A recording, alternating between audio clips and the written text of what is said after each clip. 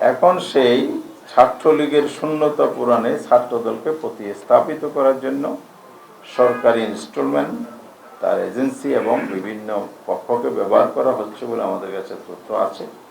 আমাদের মূল যে দাবিটা আছে, গণভোটের গণরায় বাস্তবায়ন এবং জনদুর্ভোগ নিরসন, জ্বালানি সংকট নিরসন, দ্রব্যমূল্য নিয়ন্ত্রণ এবং আইন শৃঙ্খলা পরিস্থিতির উন্নতি, চাঁদাবাজি, সন্ত্রাস, নৈরাজ্য বিভিন্ন জায়গায় হচ্ছে, দখলদারিত্ব হচ্ছে।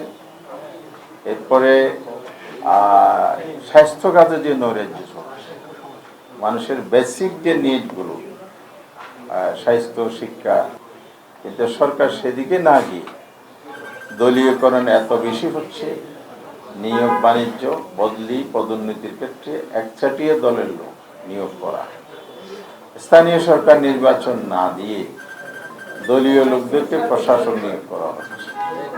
এই সব কিছুর বিরুদ্ধে আমরা জনমত গঠনেরও কর্মসূচি নিয়েছি, রাজপথের বিক্ষোভ, সমাবেশ, গণমিছিলের কর্মসূচি নিয়েছি, পর্যায়ক্রমে সেগুলো পালন করছে। তারা শপথ নেয় নেই সংবিধান সংস্কারের সদস্য হিসেবে। আমরা আজকের এই প্রেস ব্রিফিংয়ের মাধ্যমে, আপনাদের মাধ্যমে এটা নিন্দা জানাচ্ছি, প্রতিবাদ জানাচ্ছি, দেশবাসীকে সজাগ করছি। আপনাদের রায় নিয়ে যে সিনেমিনি খেলা হচ্ছে, এটার বিরুদ্ধে আরও জনমত শক্তিশালী করতে হবে।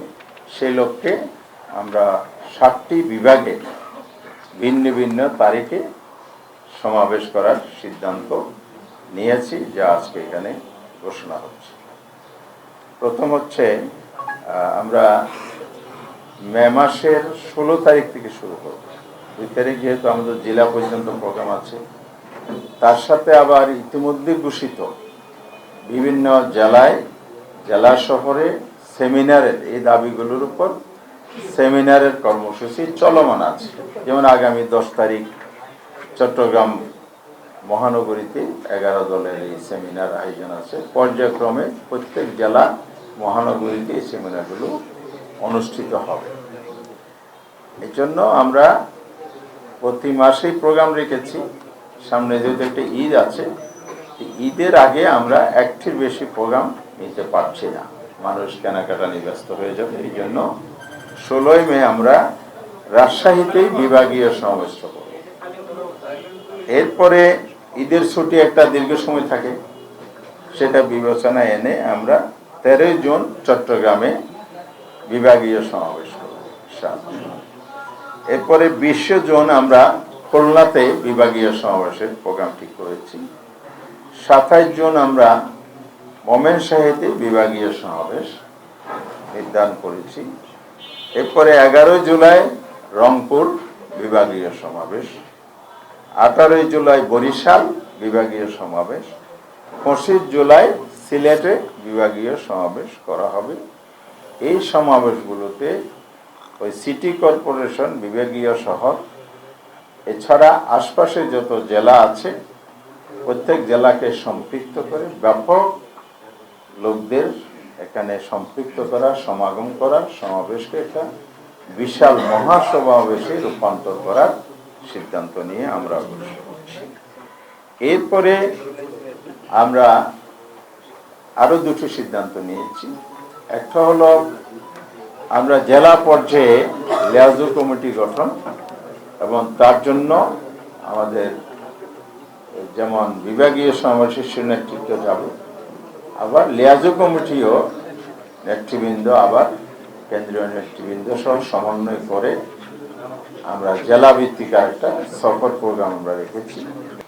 এরপরে শিক্ষাঙ্গনে যে নৈরাজ্য, সন্ত্রাস, দখলদারিত্বের প্ল্যান হচ্ছে, অশুভ পরিকল্পনা হচ্ছে, যে বৈষম্যবিরোধী ছাত্র সংগঠন আপনার 5ই আগস্ট চূড়ান্তভাবে তো পতন হয়েছে ফ্যাসিবাদী সরকারের, এর আগে কিন্তু ক্যাম্পাসগুলো মুক্ত করেছিল। এখন সেই ছাত্রলীগের শূন্যতা পূরণে ছাত্রদলকে প্রতিস্থাপিত করার জন্য সরকারি ইনস্টলমেন্ট, তার এজেন্সি এবং বিভিন্ন পক্ষকে ব্যবহার করা হচ্ছে বলে আমাদের কাছে তথ্য আছে। এই অশুভ পায়তারা রুখে দিতে হলো ছাত্র সমাজকে সচেতন সজাগ করতে হবে। তার জন্য আমরা ছাত্রদের সাথে একটা মত বিনিময়ের পদক্ষেপ এখানে গ্রহণ করি। সবশেষে আমরা আগামী অক্টোবরের দিকে যখন একটু রেনি সিজন কেটে উঠবে তখন রাজধানীতে একটা মহাসমাবেশের কাজ দেব। ঢাকামুখী আমরা গণসমাবেশ করব। এভাবেই আমরা একটা চিন্তা ভাবনা করে আজকে প্রোগ্রাম শেষ করেছি। এ হচ্ছে প্রোগ্রামের আজকে ব্রিফিং। সবাইকে ধন্যবাদ।